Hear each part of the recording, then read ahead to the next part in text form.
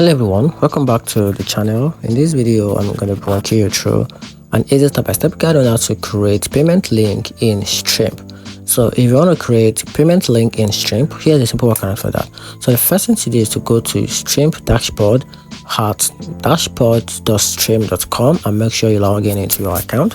Then the next thing to do, from the left hand menu, click the payment or payment link, then click the plus icon to create payment link button, then choose existing payment or product, or click add new product to create one.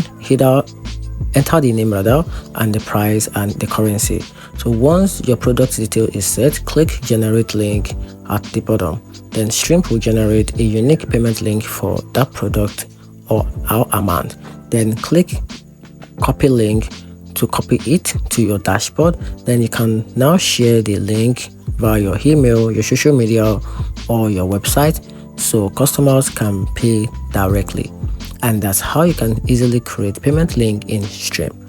Hope you find the video helpful. Turn on the notification button and subscribe for more guide.